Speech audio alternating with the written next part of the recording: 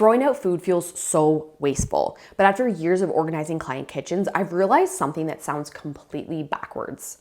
Sometimes throwing away a few forgotten pantry items is exactly what helps us waste less food.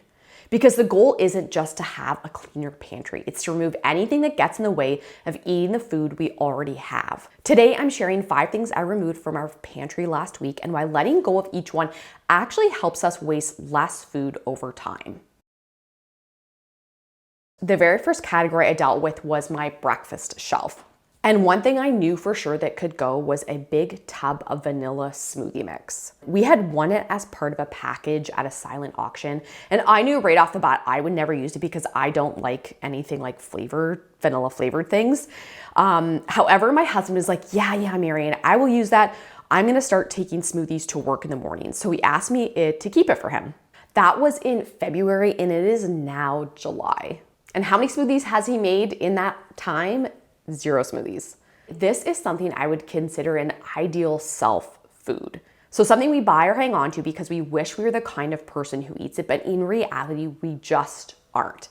And in this case specifically, Scott is not someone who drinks smoothies, which is exactly why this item was still sitting in our pantry.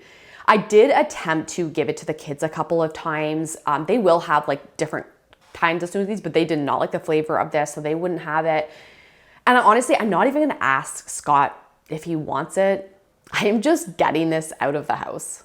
And getting rid of this item, especially because it's relatively bulky in our cupboard, it reduces food waste because it makes it easier to see the food we do own and eat, which increases the chances of us reaching for it and therefore eating it.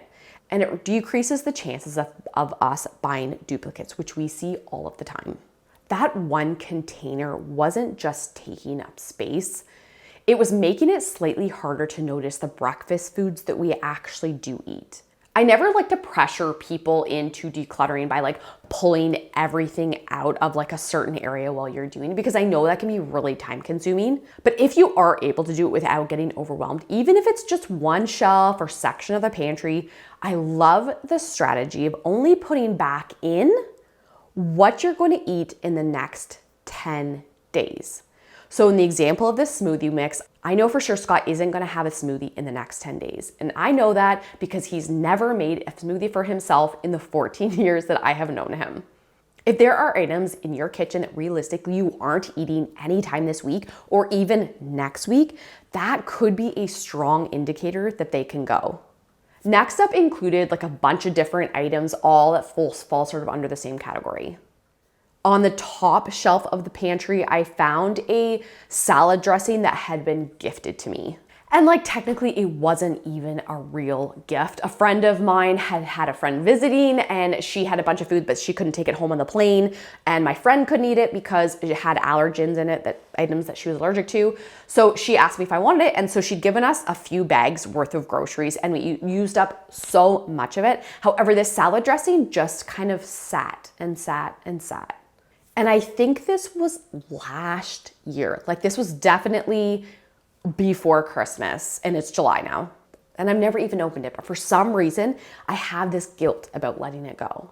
Similarly, on our snack shelf, I had a half-eaten box of crackers.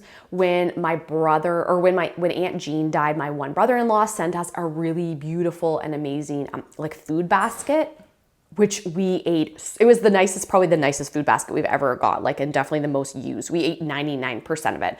However, there was this box of crackers that really only I was the one who even relatively liked them. And I'm not even a huge cracker person. So I tried, but I just could not choke them down. And it's not even like my brother-in-law made these crackers. They were just part of the gift basket. But somehow I still had guilt over letting them go. Another chunk of items in the snack section was a pile of suckers. The kids are constantly getting suckers from like a million different sources. And I think what bugs me about them, I'm not a big sucker person myself, like I didn't even like them as a kid. But I think what it is that bugs me about them is that we get so many of them and the kids don't truly love them. So I'm constantly having to manage them and like organize them and like push them out of the way when I'm trying to make lunches. And they just sort of are always a nuisance. But again, because they're gifts, I feel weird getting rid of them. All three of these items fall into what I call like the guilt category. So things we keep completely out of obligation because we feel guilty letting them go, very often because they were gifts. But on the flip side, letting these things go means that we are letting go of like that subtle but tiring emotional trigger every time we open the pantry. When there is stuff in there that I know I have to toss and I feel bad about it, it wears on me. Like it makes me not want to open the pantry. And I think this is something we don't talk about enough. Clutter isn't just visual. It creates these tiny moments of resistance. Every time I opened the pantry, these foods reminded me of a decision I didn't want to make. But once they were gone, that resistance disappeared immediately. And instantly it became easier and more likely that I was gonna open the pantry and pull together a quick dinner using the stuff that's in there that we do love and eat. When I'm struggling with this, I use the same question that I use when I'm decluttering clothes, and actually a lot of different categories. And that is, I would ask myself, if I was at the store right now, would I repurchase this item? And with like guilt items that I'm only keeping up out of obligation, the answer is almost always no. And with these items in my pantry, the answer was a definite no. Next up is something that's annoying, but somehow still creeps into my pantry like once or twice a year. Every summer I make a dip like slash salad, and it's very summery and it has chickpeas, it has like all different colored peppers, and it has shredded cheese. And then the dressing for it is Catalina dressing.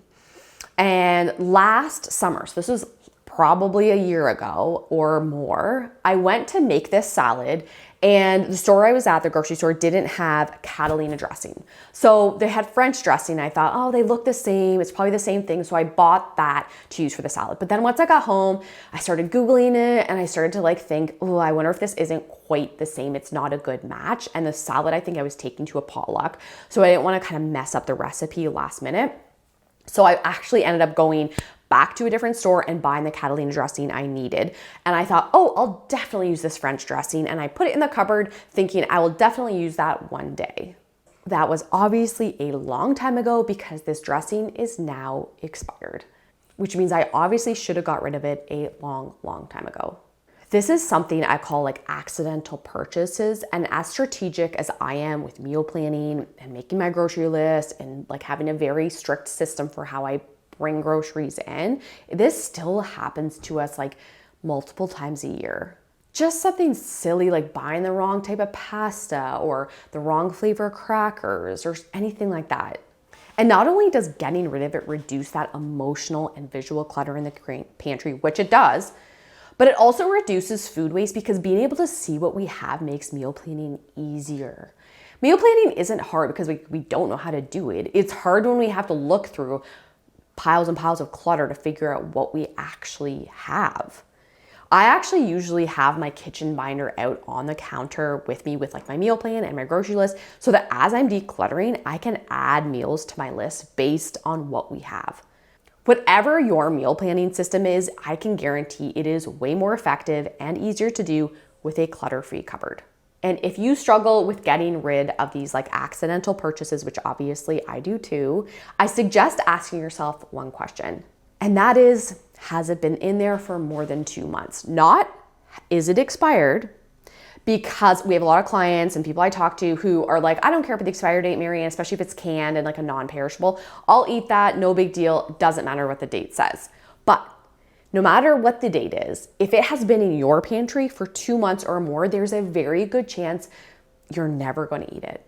And or it's going to sit there until it's like 5 years expired. So there we have 3 ways of reducing food waste by decluttering our pantries. Number 1 is that logistically it just makes it easier to see what you have and therefore reduces the chance of buying duplicates. Number 2, it creates a less stressful kitchen and therefore more likely we're going to open the cupboard and eat the food we have. And thirdly, it makes meal planning easier, which we all know meal planning reduces food waste. During this pantry declutter, I only removed 5 things, but I didn't just create more shelf space. I made it easier to find breakfast, easier to pack lunches, easier to meal plan, easier to cook.